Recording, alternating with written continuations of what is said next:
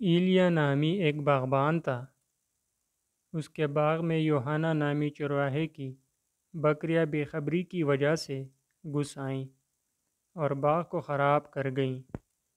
یہ مقدمہ حضرت داؤد علیہ السلام کے سامنے پیش ہوا۔ آپ علیہ السلام نے باغ والے کے نقصان میں یوحنا کی بکریاں ایلیا کو دلوا دی، چونکہ نقصان کی قیمت بکریوں کی قیمت کے برابر تھی، اس لیے بطور ضمان بکریاں ایلیا کو دلوا دی۔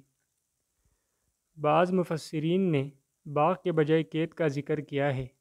حضرت عبداللہ بن مسعود رضی اللہ تعالیٰ عنہ فرماتے ہیں کہ یہ کھیتی انگور کی تھی جس سے خوشے لٹک رہے تھے۔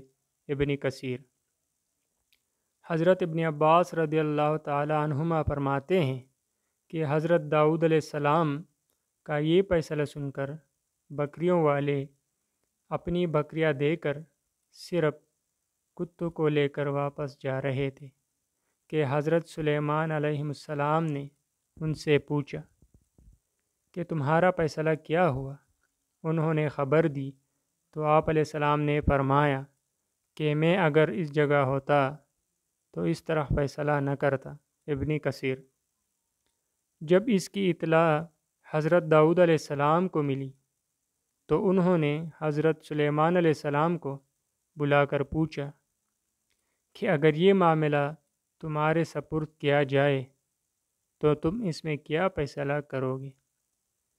حضرت سلیمان علیہ السلام نے عرض کیا کہ میں باغبان کو بکریاں دے دوں گا کہ وہ ان بکریوں کے دودھ سے فائدہ اٹھائے اور ان سے بچے حاصل کرے، اور یوحنا کو حکم دوں گا کہ وہ باغ کی آبیاری کرے۔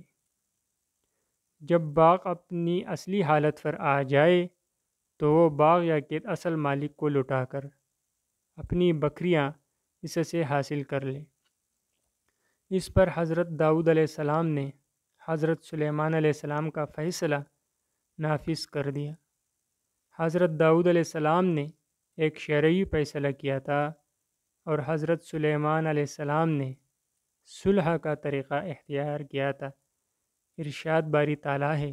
ترجمہ: پھر ہم نے فیصلہ کی آسان شکل سلیمان علیہ السلام کو سمجھا دی اور دونوں ہی کو فیصلہ کی صلاحیت اور علم عطا کیا تھا۔